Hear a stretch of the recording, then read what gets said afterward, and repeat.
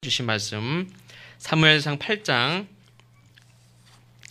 9절부터 22절까지 보겠습니다. 9절 중간은 우리가 지난주에 함께 보긴 봤는데 9절부터 마지막 절까지 교독하겠습니다. 그러므로 그들의 말을 듣되 너는 그들에게 엄히 경고하고 그들을 다스릴 왕의 제도를 가르치라.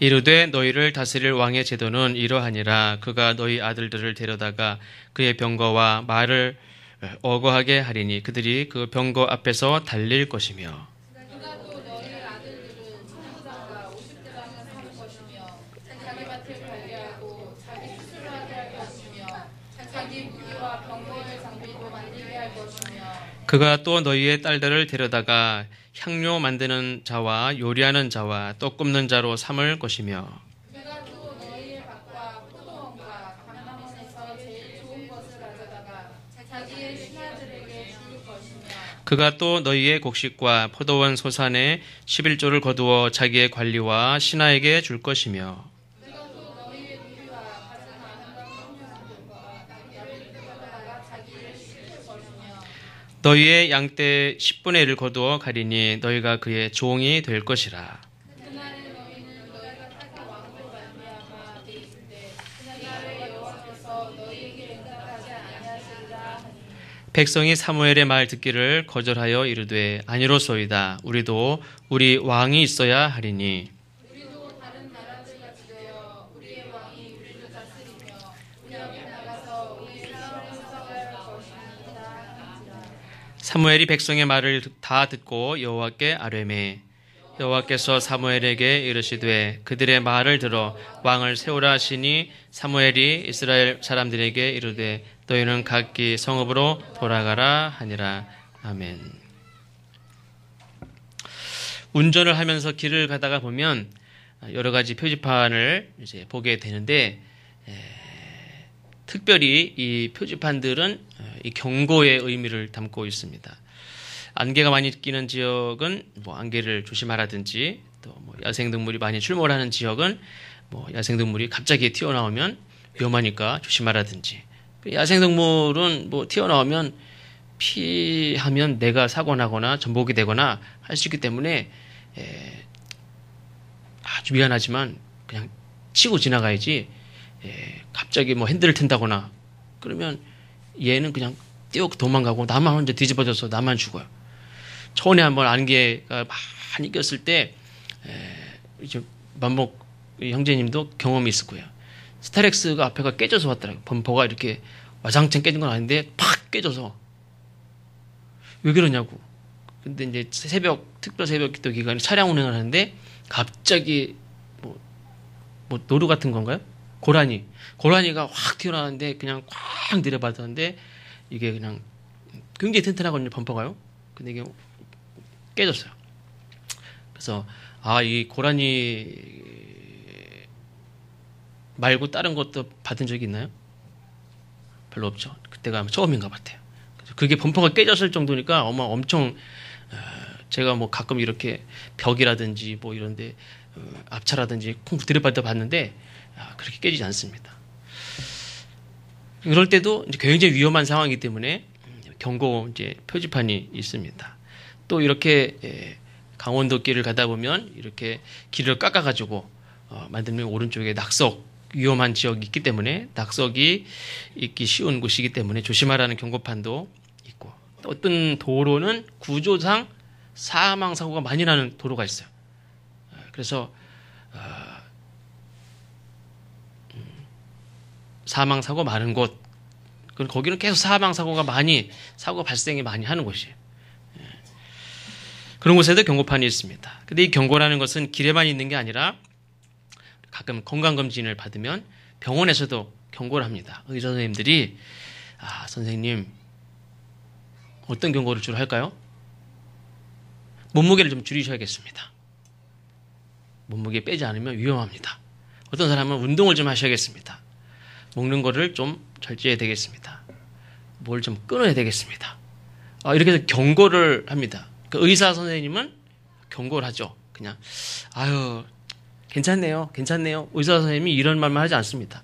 분명히 경고합니다. 제가 지난번에 허리가 아파가지고 한의원에 딱 갔는데 가자마자 운동 안 하시죠? 운동하면 올 일이 없어요. 그러더라고요. 그러니까 허리, 이 정도 이런 허리, 이런 증상으로 병원 올 일이 없대요. 운동 안 하시죠? 운동하면 이렇게 허리가 아파가지고 올 일이 없대요. 뭐 부딪혀서 뭐 다친다든지 이렇게 해서 올 일이 있겠지만, 운동만 해도 허리가 안 아플 건데 운동을 안 해서 허리가 아파서 침 맞으러 오는 거예요.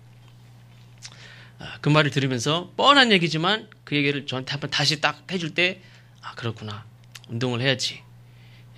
운동만 해도 허리가 안 아프고 운동만 해도 내가 여기 엉덩이가 들이 빠져가지고 이렇게 해가지고 침 맞으러 안 올 건데, 운동을 안 해가지고 그냥 침 맞으러 오니까 얼마나 창피한지 몰라요. 이 경고라는 것은 또 건강 차원에서뿐만 아니라 스포츠 경기에서도 페어플레이를 하지 않으면 경고가 주어지고, 또 계속 경고를 받으면 퇴장당하기도 하고, 그러면 다른 사람과 함께 게임을 할 수가 없어요. 너 안 되겠다. 나가 있어. 다른 사람들을 보호하기 위해서라도 딱 빼버립니다. 이 경고를 받는 건 물론 상쾌한 일은 이제 아니죠. 그런데 더 큰 위험을 당하지 않기 위해서, 혹은 돌이킬 수 없는 그런 상황을 만나기 전에 그 일을 겪지 않게 하기 위해서 경고가 이제 필요합니다. 그래서 경고를 받아야 되고, 경고를 들을 줄 알아야 되고, 경고가 있어야 돼. 내 삶에 경고가 있어야 돼. 이 경고는 신앙생활에서도 주어져야 합니다. 지켜야 될 걸 지켜야 된다. 최소한 이건 넘으면 안 됩니다. 라는 어떤 가이드라인도 있어야 되고, 이것들이 내게 있어져야 되고, 들려져야 되고, 주어져야 돼요. 그런데 의외로 이 신앙생활에서 경고가 주어지지 않습니다. 저를 포함해서 많은 목회자들이 성도들의 신앙생활에 대해서 경고를 하지 않습니다. 저한테 경고를 들어보신 분 계신가요? 한 명도 없죠? 제가 잘하고 있는 겁니까? 저는 잘하고 있는 게 아닙니다.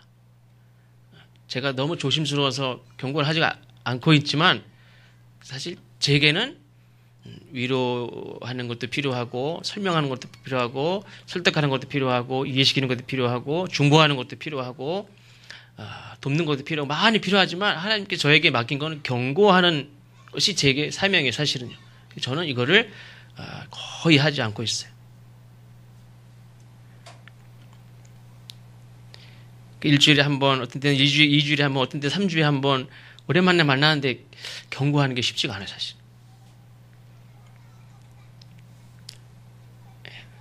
신앙생활을 체크하는 것도 잘 하지 못하고, 상담도 진지하게 하지 못하고, 조심스럽게 경고도 잘 하지 못합니다. 예전에 그 홍수가 났을 때에 뉴스에 나온 적이 있는데, 어느 때인지 이렇게 방수를 한다는 경고 사이렌을 했는데 그게 작동이 안 됐는지, 경고 사이렌을 울리지 않았는지 모르는데, 그 댐 아래쪽에서 고기를 잡고 있던 사람들이 여러 명이 갑자기 불어난 이 물에 휩쓸려서 여러 명이 죽은 경우가 있었습니다. 그런 의미에서 이 경고 사이렌이 듣지 못했다든지, 경고 사이렌이 주어지지 않았다든지, 울리지 않아서, 경고가 주어지지 않아서 이 사람은 죽은 거예요. 경고 사이렌만 울렸어도 사람들은 당연히 물에서 나온단 말이에요. 그러니까 우리의 삶 속에서 이 경고 사이렌을 듣고, 야, 밖으로 나가자. 내가 어떤 행동을 취할 수 있도록 경고 사이렌을 들을 수 있는 것 자체가, 내 삶에 경고가 주어지는 것 자체가 굉장히 중요하죠. 경고가 주어지는 것만으로도 살 수가 있단 말이에요. 별거 아닌 것 같지만 경고를 못 들으면 죽는 거고, 들으면 사는 거예요. 그러니까 그런 의미에서 교회 자체도 그렇습니다. 교회 자체도 세상을 향해서 다른 기능도 있지만, 세상을 향해서 경고하는 사명이 교회에게 있습니다.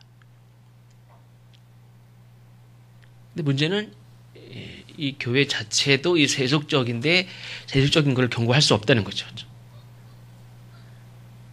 같이 여기 놀면서 야, 나가야 돼 그런 얘기를 못 하잖아요. 같이 놀고 있는데. 우리 스스로를 향한 하나님의 경고도 우리가 들어야 되죠. 근데 이 경고를 제 그 핸드폰 알람이 전에 그 핸드폰 알람은 끄지 않으면 계속 울렸거든요.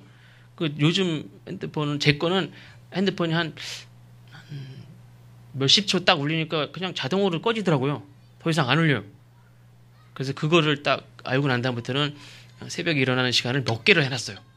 제 것도 해놓고 저희 아내 것도 해도 다 새벽에 일어나는 시간을 다 해놨어요. 그러면 그게 계속 울리면은 피곤해도 언젠간 듣겠지 뭐 이렇게 했었는데 이거 조금 지나니까 자동으로 꺼지더라고요. 그럼 그냥 만 자고 있으면은 여기 문 앞에 와서 철문은 잠겨 있는데 거기 와서 서가지고 목사님, 에이씨 목사님 나 어쩌다 그게 뭐 하는 거야 막 그러고 있으면은 얼마나 난감해요. 그러니까 제가 다른 교회 같이 그냥 나와가지고 문만 열고 들어와서 기도하고 가면 잘지도 몰라요. 어떤 날은 그냥 와서 기도하고 가시면 되지. 근데 밖에서 서 있잖아요. 철문 밖에서. 알람을 들으면 사는 거고 못 들으면 그냥 죽는 거예요. 경고 사이렌을 그냥 지나치면 그 다음에는 주어지는 경고가 아무것도 없어요. 그냥 바로 재앙이에요. 바로 죽는 거예요. 바로 낭떠러지. 경고라는 거는 우리의 경고가 1차, 2차 저도 핸드폰으로 새벽에 일어나는 시간을 5시 이제 또 이렇게 새벽에 나오신 분들 조정을 해서 5시 또 예배 드려요. 근데 4시에 해놓고 4시 5분에 해놓고 10분에 해놓고 15분에 해놓고 20분에 해놓고 만약을 대비해서 4시 반까지도 해놔요 제가. 계속 경고가 주어진다면요 뭐 언젠가 일어날 거 아니에요. 그렇죠? 사람이 아주 미련하지 않는 이상. 그런데 경고가 딱 요거 지나치면 아무것도 없어요. 그럼 이걸 지나치면 됩니까? 안 되지. 경고를 지나치면 돌이킬 수가 없어요. 그런데 이 이스라엘 백성들은 경고를 받았음에도 불구하고 거부를 합니다. 경고를 못 들어서가 아니에요. 경고가 없어서가 아니에요. 경고를 받았음에도 불구하고 경고를 거부해요. 왜 거부하느냐? 하나님의 경고가 이제는 하나님의 말씀이 예를 들면 우리가 그런 말 하죠. 사람 말이 말 같지가 않아요. 아버지 말이 아버지 말 같지가 않아요. 선생님의 말씀이 말 같지가 않아요. 학교에서 선생님이 뭐라고 그러면 탁 돌아서서 비웃고 웃고 선생님 말씀이 말 같지가 않아요. 하나님의 말씀이 말 같지가 않아요. 속에 경읽기식으로 비웃어요. 개그 콘서트에서 나오죠. 그건 난 모르겠고 난 뭐 그냥 너는 떠들어라. 이거 전혀 하나님의 말씀이 나에게 100이면 1도 안 들어와요.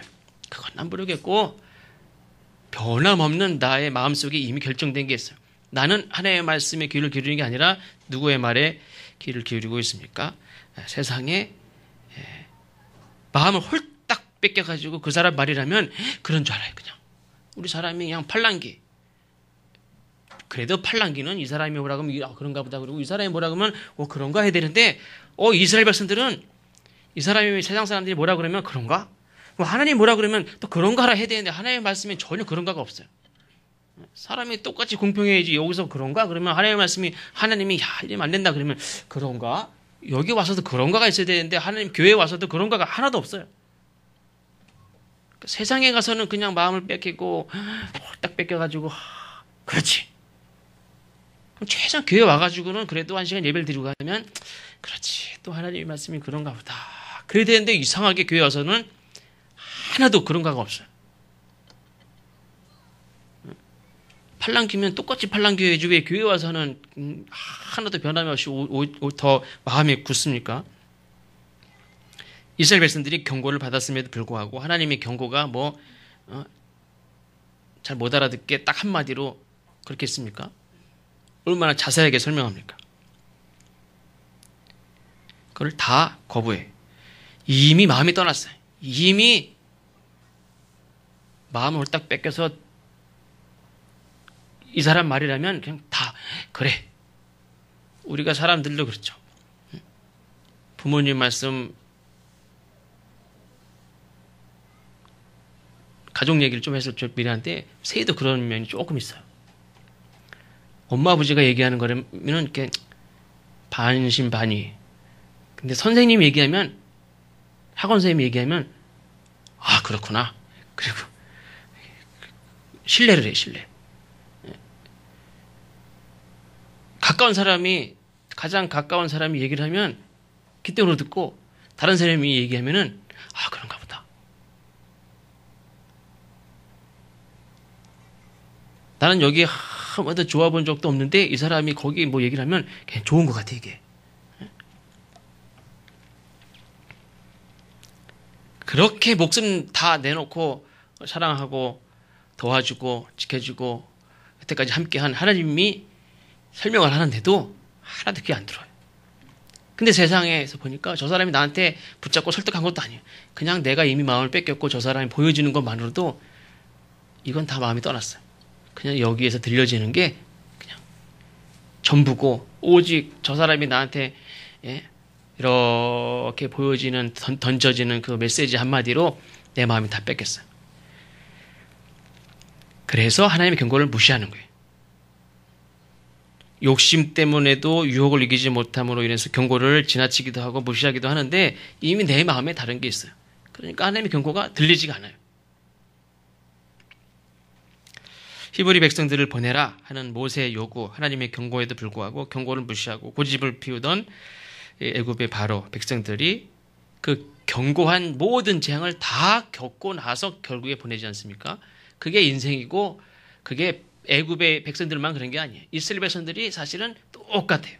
그리고 우리 삶이랑 다 똑같아요. 경고한 걸 다 겪고 나야, 지난주에도 말씀드린 대로 경고한 걸 다 겪고 나야 그제서 안 되나 보다. 우리는 어떻게 보면 경고하는 것을 하나도 안 들어요. 결국엔 다 하고 싶은 걸 다 해요. 하나님의 은혜가 아니고는 우리는 벌써 하나님과 관계없는 사람이 됐을 거예요. 왜 그러면 우리는 수없이 내가 하고 싶은 대로 결국엔 다 하고 살아왔기 때문에 경고를 한 번도 들은 적이 없어요. 창세기 19장에 보면 하나님께 소돔과 고모라 성을 멸망시킬 때에 천사가 롯에게 경고하지 않습니까? 도망하여 생명을 보존하라. 돌아보거나 들에나 머물지 말고 산으로 도망하여 멸망함을 면하라. 그런데 불구하고 롯의 아내가 뒤를 돌아보므로 소금 기둥이 됐다 하는 이야기를 우리가 잘 알고 있습니다. 롯의 아내가 소금 기둥이 돼서 그 순간 자기 인생을 딱 끝냈는데, 자기 인생이 망하는 게 뭐 그가 무슨 악행을 저지름으로 인해서 그의 삶이 그게 뭐 쌓여가지고 망했습니까? 경고를 주어줬음에도 불구하고, 경고가 안 주어졌으면 몰라요. 그죠? 경고를 받은 것만도 다행이고, 경고를 받은 것만으로도 복인 거예요. 경고를 받은 것만으로도 특별한 하나님의 은혜예요. 거기 소돔과 고모라 성은 싹 그냥 누구 뺄 것도 없어요. 그냥 구별할 것도 없어요. 다 죽이는 거예요. 그날은 다. 거기서 구별할 게 어디 있어요? 아브라함은 그래도 몇 명 찾지만 저 같았으면 성질을 냈을 거예요. 여기서 아무리 찾아봐라. 여기서 건질 만한 놈이 하나나 있나? 그래도 봐줘가지고 조카네 식구들 해가지고 경고를 하는데, 경고가 하나님의 복이란 말이에요. 경고를 받은 것만 해도 감사하고, 경고를 받았으면 정신 차려야 되고, 경고를 받았으면 죽을 뻔했다는 것을 알아야 되지 않습니까? 죽다 살아난 것을 알아야 돼요. 근데 망하는 사람들 보면 정말 이렇게 악행을 하고 쌓고 하다가 결국에는 그냥 무너져 내리듯이 죽는 사람도 있지만, 경고를 받았음에도 불구하고 뒤돌아보는 거 하나로도 그냥 끝난단 말이에요, 인생이.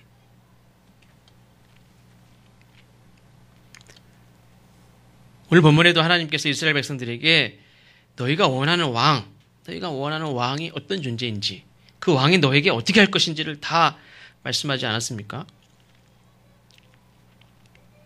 너희 아들들을 데려다가 병거와 말을 끌게 하고, 그 병거 앞에서 어떤 놈들은 그냥 마차 타고 덕덕덕덕 달리고, 누구는 거기서 마차 그 줄 잡고 막 전쟁터를 누비고 뛰어다니고, 누가 그거 하냐? 네 자식들이 그거 다 하게 될 것이다.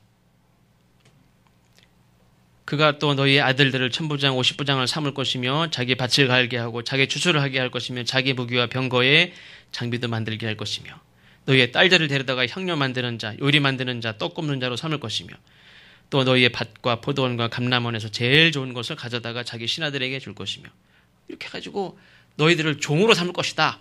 분명히 경고를 하되 구체적으로 다 얘기를 했습니다.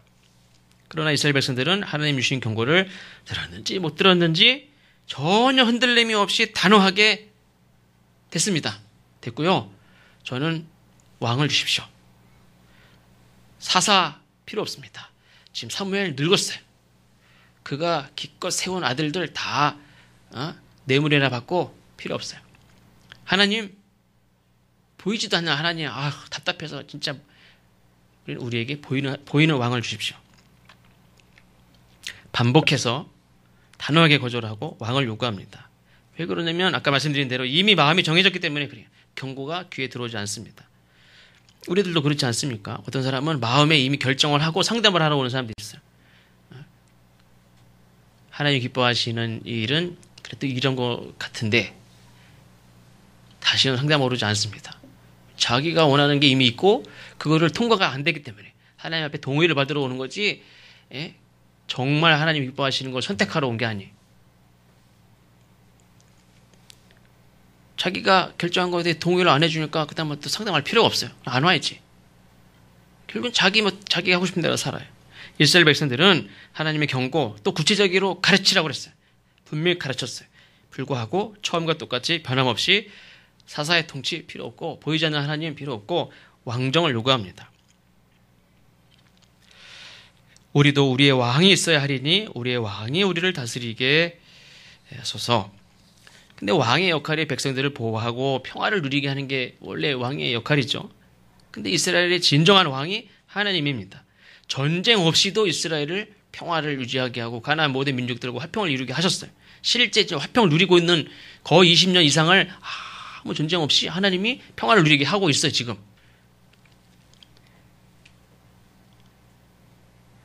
전쟁 없이도 이 시대의 평화를 유지하는 거는 전쟁할 수 있는 능력을 갖춰야만 평화가 유지되는 시대예요. 그렇죠?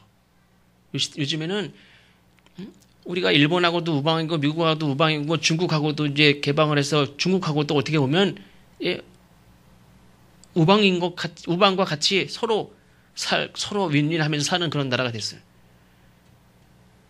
그럼에도 불구하고 만약을 대비해서 우리는 군비를 싸울 수 있는 능력을 갖춰야만 평화가 유지돼요. 근데 하나님은 한 명의 군사들도 징집하지 않고도 완벽한 평화를 누리게 하셨어요. 그렇게 살고 있어요, 실제로.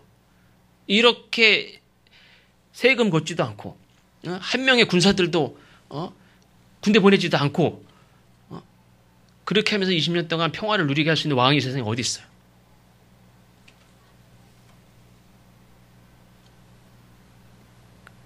근데 20절에 보니까 우리의 왕이 우리 앞에 나가서 우리의 싸움을 싸워야 할 것이니이다. 지금 말씀드린 대로 손 하나 까딱하지 않고 블레셋의 침공을 받지 않고 가나안 족속들과 화평하게 하셔서 삶을 누리고 있는데 사실 전쟁이 있을 때도 그 전에 전쟁이 있을 때도 하나님 친히 나가서 싸워서 다 이기셨어요. 자기네들이 싸워서 노력을 해서 지략을 가지고 5천 명이면 3천 명 희생을 해가지고 이겼다든지 이게 없어요. 그냥 100% 하나님이 도와주셔서 승리했어요. 자기네 손 하나 까딱하지도 않고. 근데 지금 요구하는 건 뭡니까? 왕이 우리 앞에 나가 싸워야 된다. 왕 혼자 나가 싸웁니까? 아까 그랬죠. 포도밭을 갖고 오는 것도 그 말 붙잡고 나가 싸우는 것도 다 자기 아들 딸들이 하는 거네.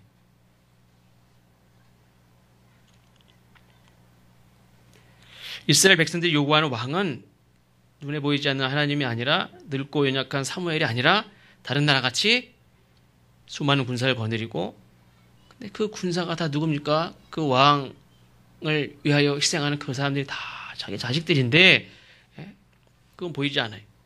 강한 힘과 권세를 자랑하는 그런 왕을 요구합니다. 이 하나님께서는 이스라엘 백성들에게 왕을 허락합니다. 그런 의미에서 하나님 우리에게 허락한 것 중에서도 하나님이 기뻐하시면서 허락하신 게 있고 하나님이 경고하시고 나는 분명히 경고했고 가르쳤고 근데 하나님이 어떤 때는 우리에게 허락해서 주신 게 있어요. 성경에서도 보면 그 왕에게 문제가 있는데 왕에게 무슨 문제가 있습니까? 하나님께서 기뻐하시면 준 왕이 아니라 너희들이 택한 왕, 너희들이 요구한 왕. 엄밀히 다르다는 거예요.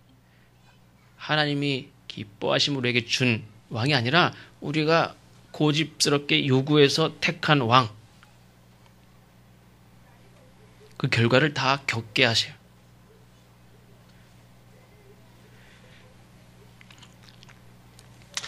분명히 부정적인 결과가 있을 것을 경고하지만 백성들은 포기하지 않고 철회하지 않고 요구하고 그래서 이스라엘 백성들이 보이지 않는 하나님의 통치보다는 눈에 보이는 사람의 통치, 군사 조직, 제도, 강력한 힘 이런 것들을 신뢰하고 있다 하는 것을 우리가 알 수 있죠. 전에도 말씀드린 대로 이스라엘 백성들이 모세가 하나님을 만나러 산에 올라갈 동안 안 내려오니까 눈에 보이는 신과 같았던 그런 모세가 안 보이니까 어떻게 했습니까? 송아지를 만들어 놓고 금송아지 만들어 놓고 이게 우리를 인도해낸 여호와다 하니까 그때서 실제로 안심하면서 먹고 마실 수 있는 상태가 됐어요. 그러니까 우리의 마음 상태가 중요한 게 아니에요. 사실은 내가 마음이 평안하고 내가 됐다. 내가 됐다고 판단하는 거는 눈에 보이기 때문에 그 다음에 마음이 놓인 거예요. 근데 그게 하나님입니까? 우리는 전혀 하나님이 아닌 걸 보고도 우리는 마음을 놓는단 말이에요. 그게 평화입니까? 그게 평안입니까? 어떤 때는 불안하고 어떤 때는 긴장하지만 그게 진정한 하나님 평화일 때도 있어요. 내 마음이 놓인다고 이제 먹고 마셔도 되겠어요. 그럼 마음이 든다고 평안이 아니라면 얼마나 위험한 때인지 모릅니다.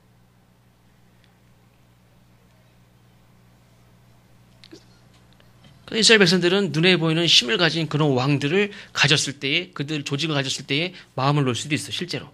그러나 그게 얼마나 잘못된 길로 들어서는 것인지 위험한 애굽에서 나온 것보다 더 고달픈 그 역사가 시작되는 그 시작인지 이 사람들은 잘 모른단 말이에요.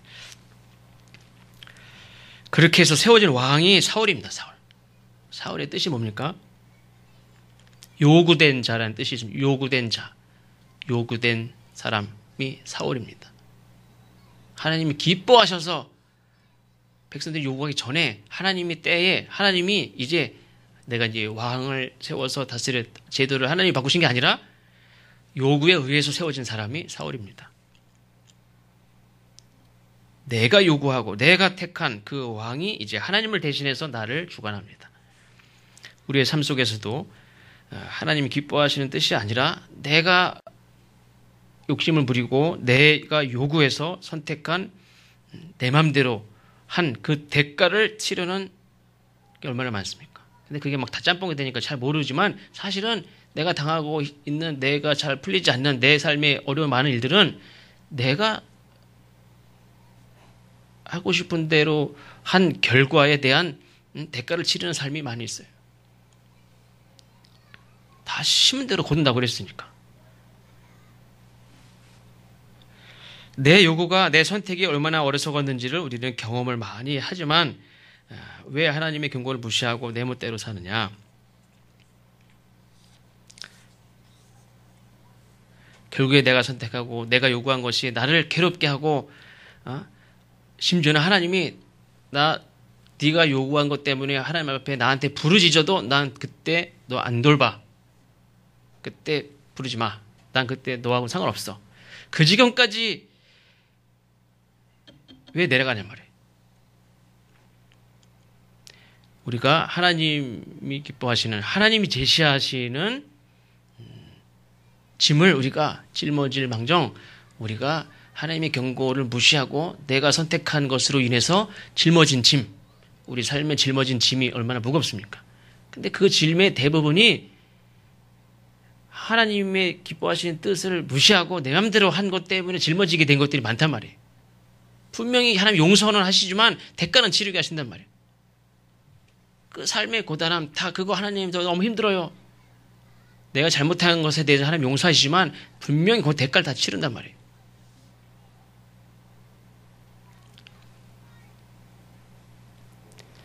우리가 지나간 어쩔 수 없지만 우리가 오늘부터 우리 앞으로의 삶은 내가 요구하고 내가 선택한 것 때문에 내가 마음 가는 대로 막 해서 내가 이런 일들을 겪고 있지만 오늘부터는 우리가 여전히 내가 요구하고 내가 선택하는 그런 삶을 우리가 포기하고 하나님이 주시는 제안을 따라서 하나님이 기뻐하시는 삶을 우리가 살아가야 될 줄로 믿습니다. 예수님께서도 뭐라고 그러셨습니까? 나의 멍에를 메고 배우라.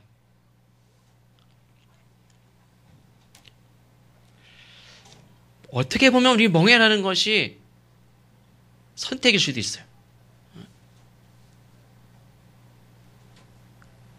세상의 왕을 선택을 해도 내가 짊어져야 될 게 있죠. 하나님 경고하셨고 네가 네 자식들이 너희들이 어떠한 삶을 겪게 될 것인지 왕을 선택함으로 인해서 그들이 짊어져야 될 짐이 분명히 있단 말이에요. 멍에가 있어요. 그럼 하나님을 선택했을 때 주님께서도 우리에게 나의 멍에를 메라. 나의 멍에를 메고 따르라고 그랬어요. 하나님을 선택했을 때도 나에게 짐을 짊어져야 될 게 있어요. 그걸 메고 주님을 따라가고 주님께 배우는 삶, 그게 사는 길이고, 그래서 선택의 문제죠. 선택의 문제고 선택한 것을 믿음으로 내가 그거를 성실하게 믿음으로 잘 걸어가느냐. 여호수아도 그랬죠. 사실 여호수아가 이 가나안 땅을 앞에 두고 사실 그 백성들 자체가 이미 하나님의 말씀을 따라서 홍해를 건넌 사람들이에요. 이미 하나님의 말씀을 듣고 애굽을 나온 사람들이. 애굽을 나오는 것 자체가 쉽지 않아요. 난 애굽에 남을래. 애굽이 뭘 나빠요. 여기 사는 것도 괜찮지. 일제시대 때 30년대 후반에 가면은 일제가 다스리는 그 통치에 대해서 오케이. 이렇게 우리나라가 경제적으로 잘 살고 엊그저께 그 암살이라는 영화를 제 새애랑 둘이 봤어요. 거기서 그 밀정들이 또 이 찔하던 사람들이 주장하는 게 뭡니까? 내가 이 미련하고 무지몽매하고 가난한 백성들을 살리려고 잘 먹이고 어떻게든 살리려고 내가 한 거지. 이정재가 막 그렇게 얘기하죠. 그리고 실제로 일제가 다스리는 삶이 옛날 구질구질하게 살던 조선시대 돌아가 죽어도 못 돌아가는 기차가 막 달리고 막 금광이 캐지고 도로가 나고 막 그 도시가 막 개발이 되고 돈이 막 생기고 막 이렇게 개화되는데 옛날 구질구질한 그 시대를 다시 돌아가요?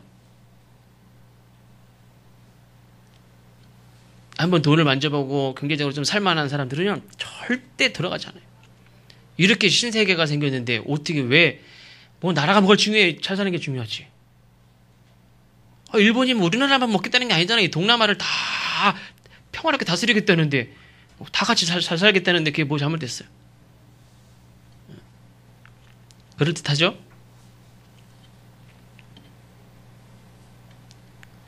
옛날로 못 들어간단 말이에요. 거기에서 나오는 게 쉽습니까? 쉽지 않아요. 애굽에서 이미 430년 살았다는 거는 애굽의 아주 찬란한 문화를 경험하며 살았다는 거예요. 거기서 나와가지고 광야에서 40년을 구질구질한 정도가 아니죠. 진짜 비참한 광야에서 거기에서 살고 희생이 필요하고 가나안 땅을 또 전쟁하고 들어가서 개척하고 사는 게 쉽습니까? 그냥 애굽에서 그 가나안 팔레스타인이 적과 꿀이 흐르는 땅이라고 말은 하지만 애굽이 어떻게 보면 실제로 보면 애굽이 팔레스타인 여기보다 100배는 적과 꿀이 흐르는 땅이었어요. 비교가 안 돼요. 애굽에서 나오는 것 자체가 사실 어려운 일이에요. 그냥 환상을 가지고 그냥 잘 머무르고 나왔다면 모르지만 애굽에서 잘 그 상황을 분명히 판단한다면 애굽에 나오는 일도 어렵고 강해에서 그렇게 홍해를 건넌 민족이고 하나님의 말씀 만나를 먹고 메추라기를 먹으면서 40년을 살아오고 가나안 땅에 앞에 선 사람들이. 그럼 이미 하나님 말씀을 믿고 따라 나온 그런 사람들인데 이 사람들에게 여호수아가 왜 또 다시 결단을 요구합니까? 돌아갔으면 돌아가. 선택해. 나는 하나님 섬긴다. 너희들은 뭐 좋아 보이는 거 있어? 그럼 가. 40년 살면서 좋아 보이는 게 없어요. 애굽에서 나올 때는 하나님 믿겠다고 나왔는데 하나님 앞에 난 예배드리는 삶을 살겠다 해서 나온 거예요. 더 좋은 삶을 살기 위해서 나온 게 아니란 말이에요. 애굽보다 더 나은 삶이 있느냐? 그래서 나온 게 아니에요. 나는 하나님 믿고 살겠다. 예배드리면서 살겠다. 그것 때문에 나온 거예요. 근데 살다 보니까 예배드리는 삶도 다 필요 없어요. 그냥 옛날 애굽이 제일 좋아요. 예배드리는 삶이 뭐 밥 먹였죠, 그게? 그냥 시대가 거꾸로 가는 것 같아. 그러니까 40년 살면서 좋아 보이는 게 왜 없겠어요? 나는 이 사람을 선택을 했는데 살다 보니까 예쁜 여자가 왜 없겠어요? 더 나은 사람이 왜 없겠어요? 내가 이 삶을 선택했지만 더 이렇게 살았으면 더 좋았었겠다. 이렇게 살았으면 더 좋았을 뻔했다. 이런 삶이 왜 없겠어요? 얼마나 많겠어요?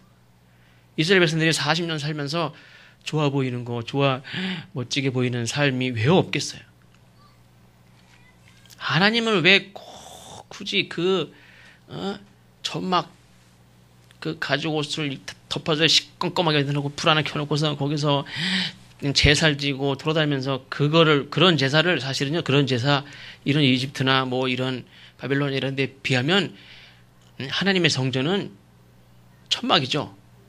물론 이제 값비싼 것들이 많이 들어가기도 했지만 사실 비교하면 비교도 안 되는 거예요. 구질구질한 거예요.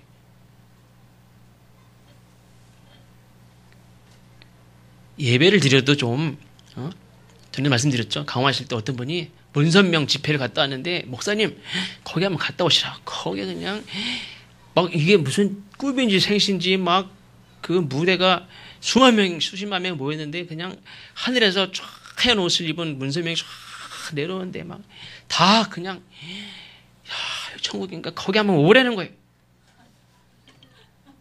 대단하대. 아주 그냥 완전히 뿅 간대.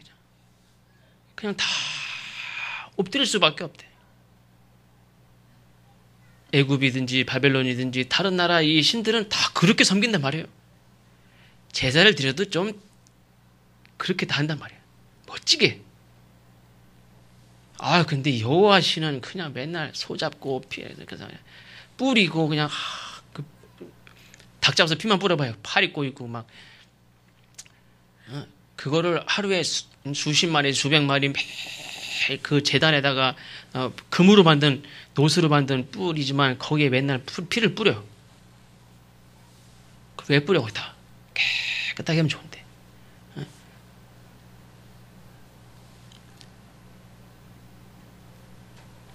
어쨌든 그 겉모습만 봐도 이거는 그냥 여기가 한 1000이면 여기 1도 안 돼요. 그냥 비교가 안 돼. 이거는 너무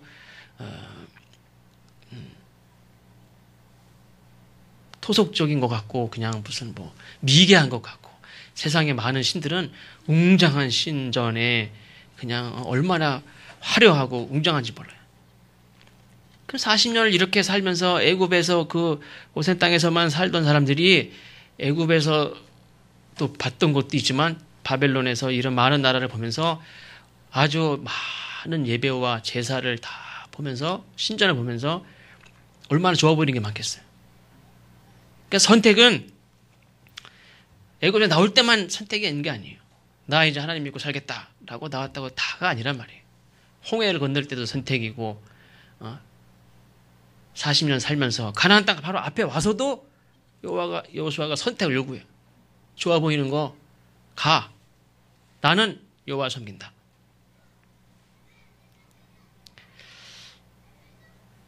우리가 무엇을 선택하느냐가 참 중요한데 이 가나안 땅을 하나님이 제시하신 거란 말이에요. 우리가 요구해서 얻은 게 아니라 하나님이 제시한. 우리가 끝까지 우리는 다른 거를 선택할 수 있고 다른 걸 요구할 수 있습니다. 이스라엘 백성들은 하나님이 제시하신 것을 거부하고 끝까지 자기가 요구한 왕정을 요구하고 그걸 선택을 합니다. 애굽을 떠날 때에 나는 하나님 앞에 예배드리면서 살겠다라고 선택했던 그 선택이 제일 중요하고 그거를 지켜내야 될 줄로 믿습니다. 우리가 신앙생활 할 때도 신앙생활 하면서도 내가 예수 믿어서 이렇게 구질구질하게 살지, 예수 안 믿고 살았으면, 내가 예수 안 믿고 돈만 좀 있었으면 내가 나라고 왜 세상에서 왜 못 삽니까 그렇게? 그러니까 우리가 신앙생활 하면서도 헷갈리는 사람이 많죠. 물론 저 말고 다른 사람들 얘기하는 게 아니라 저도 그렇습니다. 저도 목회를 하면서도 제가 스스로 저를 생각할 때는 다른 재주가 없으니까 진짜 제가 잘하는 게 만약에 한두 가지라도 진짜 남보다 탁월하게 잘하는 게 있으면 흔들릴지도 몰라요. 근데 아무리 생각해도 제가 잘하는 게 없어요. 그게 하나님 은혜죠. 어떤 목사님이 그랬다고 그랬죠. 원로 목사님들 이렇게 개척 예배 드리면서 원로 목사님이 나오셔서 말씀하시는데 평생 자기는 병 고치는 은사도 없고 예언의 은사도 없고 뭐 다른 목사님들 가지고 있는 은사 하나도 없어요. 그래서 평생 자기는 그냥 너무 이렇게 좀 자신감이 없긴 했지만 그래서 자기가 열심히 했던 거는 그냥 교회 목회밖에 열심을 낸 건 그거 하나라는 거예요. 자기가 병 고치는 은사 하나만 있었으면 벌써 딴 길로 갔을 거래.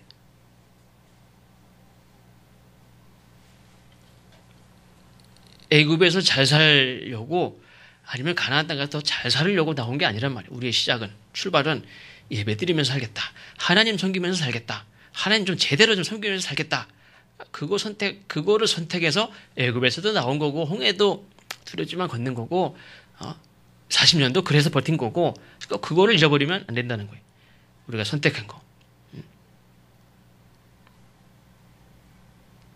하나님 앞에 믿음으로 고백한 그 신앙 고백이 흔들림이 없기를 바랍니다. 마리아와 마르다 이야기도 보면 마르다가 예수님을 위하여 음식도 준비하고 많은 걸 하지만 우리 세상적으로 볼 땐 그러한 것들이 눈에도 보이고 그게 어떤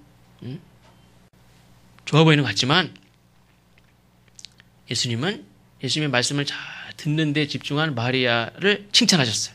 그의 선택을 칭찬하셨어요. 많은 걸 선택해도 좋고 한 가지 선택해도 좋고 뭘 선택해도 좋은데 그가 좋은 걸 선택했다 그랬어요. 마르다가 한 일이 나쁘다는 게 아니에요. 우리가 선택한 것 중에서 하나님이 그게 잘 선택했다. 잘했다. 그거를 우리가 선택을 한 것이고 그 선택에 흔들림이 없기를 바랍니다. 그게 어떻게 보면 내가 예수 믿고 사는 것이 세상에 사는 많은 사람들은 그래도 한번 이름을 내고 한번 성공이라는 것도 해보고 돈도 좀 만져보고 그래도 자손들에게 좀 남길 만한 유산도 좀 있고 잘 산다는 소리도 한번 들어보고 하고 싶지 않습니까? 근데 그걸 선택하지 않는단 말이에요. 그걸 선택하려면 우리가 얼마나 신앙생활에 많은 것들을 포기해야 되는지 몰라요. 신앙생활은 그냥 덤으라는 거예요. 근데 우리 삶의 중심은 신앙생활이란 말이에요. 하나님을 잘 믿는 그런 믿음의 삶을 살다가 다른 거는 부족해도 예수님께서는 잘 선택했다는 거예요. 내가 볼 땐 너는 돈 버는 재주도 있어. 뭐 하면 뭐 다 할 수 있어요. 근데 나는 신앙생활 한번 잘해보고 싶다는 그거 한번 지켜보고 살겠다는데, 그래서 맨날 말씀에 귀를 기울이고, 그래도 어떻게 하나님 앞에 거룩하게 살아보려고 애쓰고, 잘 선택했다. 그 선택에 흔들림이 없기를 바랍니다. 세상의 왕을 선택할 수도 있고, 하나님의 다스림을 선택할 수도 있는데, 왕을 선택하는 건 그들의 종이 되겠다는 거예요. 여전히 하나님의 다스림을 선택하는 건 하나님의 백성으로 살겠다는 거예요. 하나님의 자녀로 하나님을 섬기면서 한번 살아보겠다는 거예요. 우리의 신앙에 우리가 뭘 선택하든 강제로 되지 않습니다. 경고해도 듣지 않는데 여기까지죠. 우리는 다 각자 저도 이 말씀을 나누면서 저도 선택을 합니다. 그렇죠?